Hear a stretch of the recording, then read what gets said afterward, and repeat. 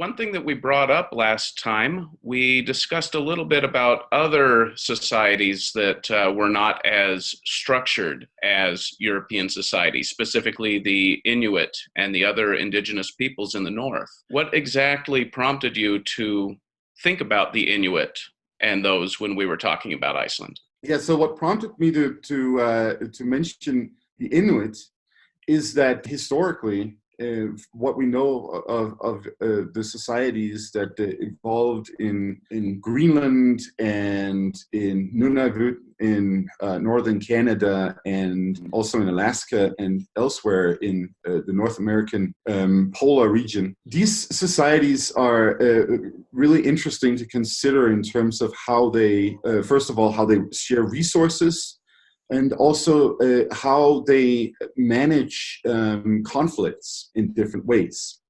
And in the same way, when we go to the Eurasian continent, to Siberia and Scandinavia with the indigenous Sami in the north, we also see some interesting ways of organizing in terms of more anarchic societies. A few things.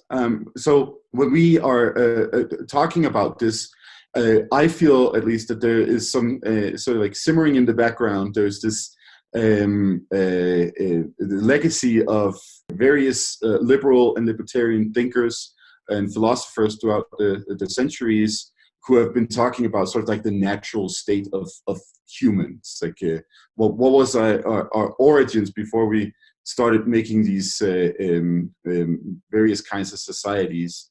And one thing I wanted to say to that in that regard is that there's probably not a single way of natural state in that regard.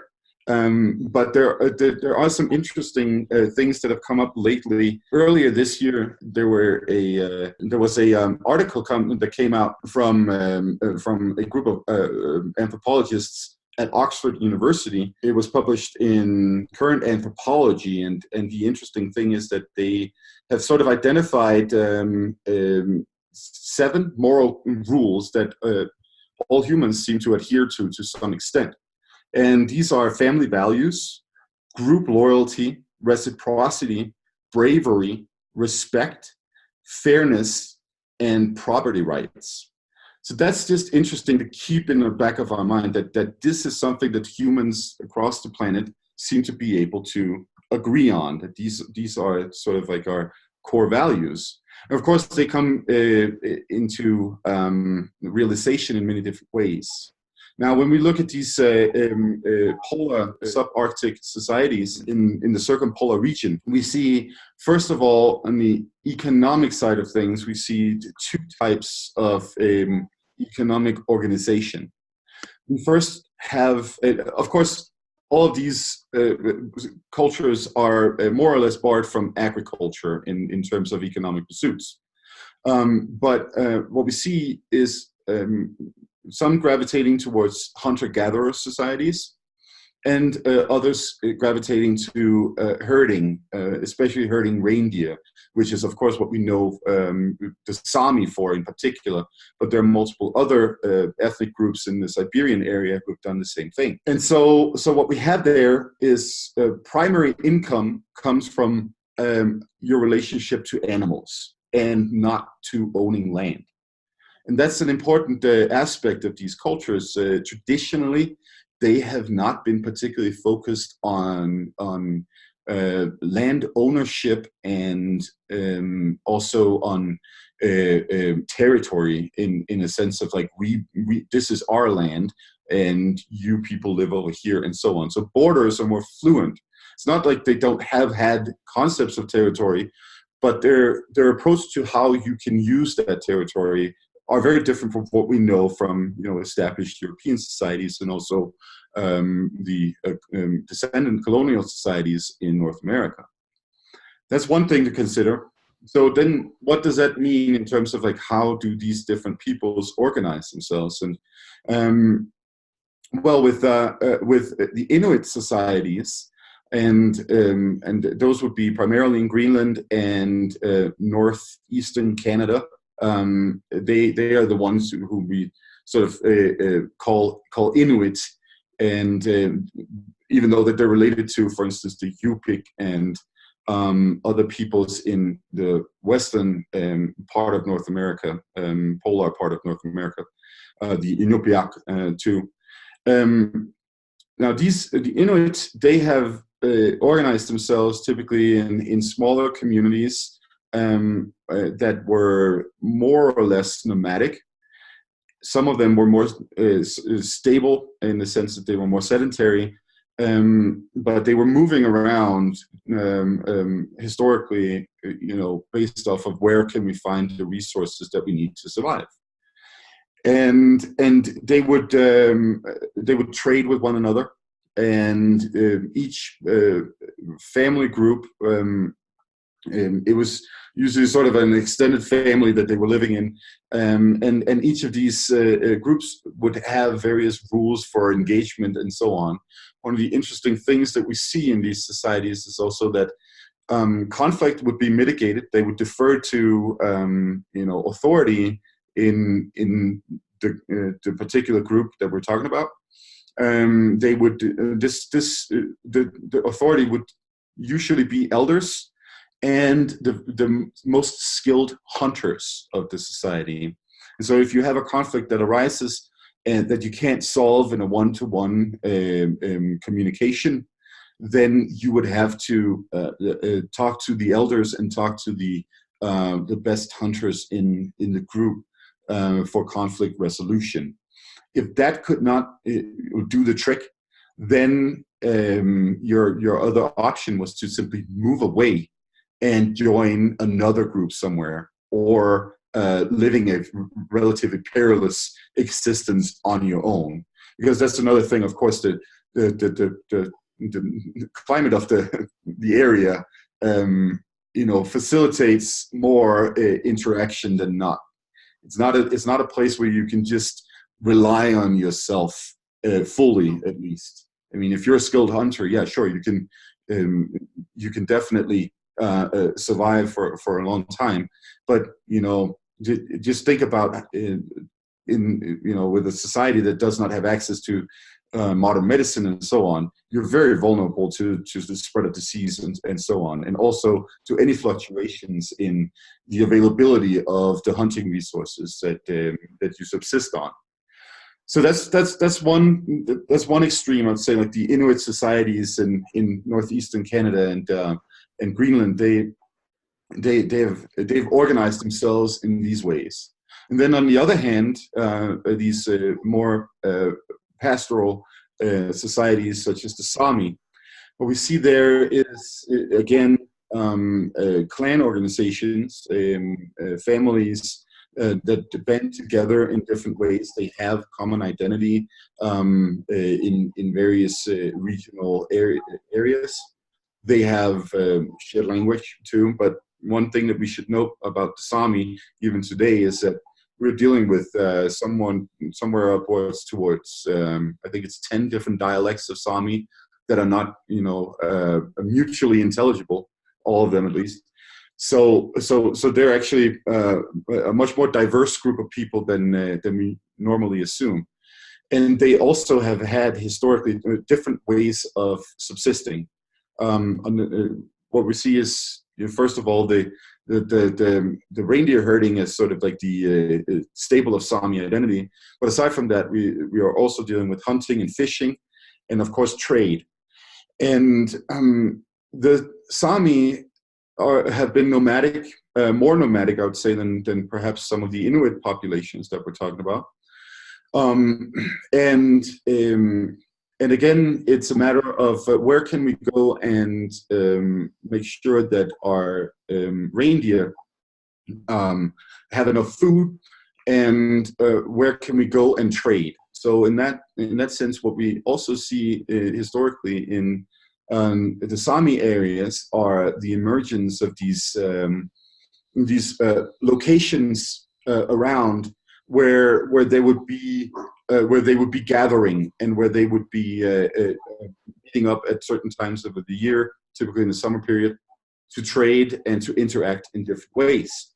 And of course, a lot of all of this stuff is also ritualized in different ways. Aspects of mythology and religion folklore, and so on, comes into this as part of it all. And some of these trade mountains, for instance, they've been navigating the landscape by using landscape markers, and mountains are one of them. And so they will gather at such places, and some of them have then been turned into local towns as the Sami people have been colonized by the Scandinavian governments. So the trading posts, so these areas where they would gather to trade, eventually turned into more permanent settlements? Yes, intentionally created as such settlements by the Nordic governments. Okay, so that was after the external governments came in and imposed their will on the local peoples. Had it been left up to the Sami, it would have been a semi-permanent place where you kind of get together at certain times of the year to trade? Yes, I would say so. I mean, that's, the dark aspect of talking about these cultures is, of course, that there is a very long and very regrettable colonial history involved. The different peoples, whether we're talking Inuit or Sami, have suffered from various aspects of what I would call cultural genocide, also actual genocide in various ways, and of course government centralizations, and turning such trade posts or seasonal trade areas into towns was part of that centralization that the Sami has suffered under the Swedish and Norwegian, and in the early times also Danish Norwegian governments. So, we also see that happen in the United States in areas, especially on the East Coast. I actually grew up in a town, and the name of the town was Mawa. It was Lenape. Essentially, exactly, it was just that. The name Mawa means meeting place. Mm-hmm. And it was specifically that type of thing. And yes, it became a town, and and as Europeans moved into the area, it's not too far out of where New York City is. So mm-hmm. You've got, it probably happened pretty quick. But it's, it's not something that is just in that sort of subarctic region, and the natives there. It happened in, essentially the areas that are metropolitan areas in the United States. Those areas were kind of central. They were on rivers. They were, they made sense for trade, and that's where they would all meet. All these tribes would meet. And then, sooner or later, I mean, look, it was a good meeting place for a reason. Yes. So it does make a lot of sense. Yes, and this is also this is what we see in the early urban developments in Scandinavia in the Viking Age too. The Germanic-speaking Scandinavians, those who we would call Danes, Swedes, and Norwegians today, they also they start developing these urban areas, start developing around what seems to have been seasonal marketplaces for several of them.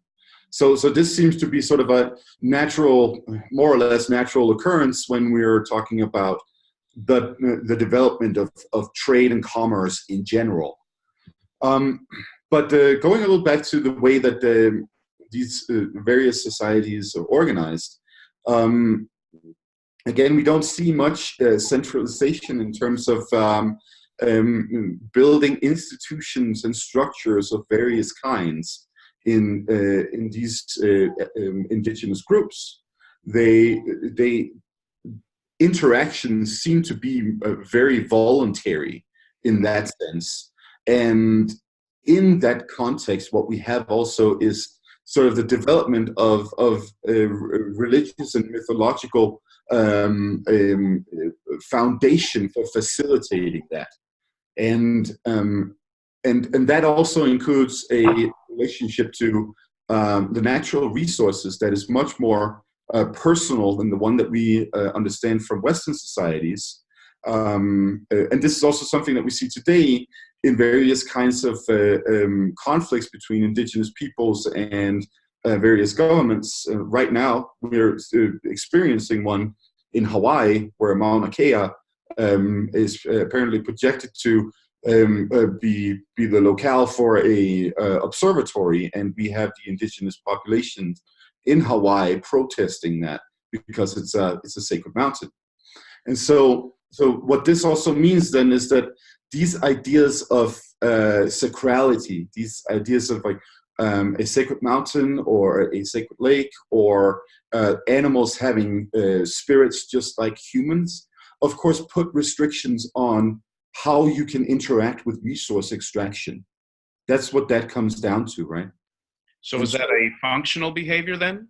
Yes, it is. It's very much a functional behavior. What we see with, for instance, Inuits is that there are various varying ideas on your personal relationship as a hunter to the animals that you hunt. And one common thing is the notion of, well, when you kill an animal, you're actually inviting that animal's spirit into your home. And that means that you have to retain a good home. You have to have a good relationship between the people living in that home, which means that, of course, puts restrictions on your behavior.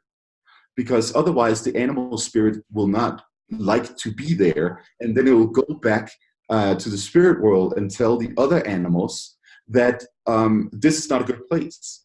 On the other hand, if you're a good person, then the animal spirit will tell the other animal spirits that you're a good person, and it is okay to go visit there. So in that sense, what you see here is a sort of a, well, first of all, we have a mythology and religious belief that is intrinsically tied to resource extraction. And secondly, that has an effect on personal behavior and is regulatory in that sense. And so in that sense, such a community doesn't necessarily need many laws and rules.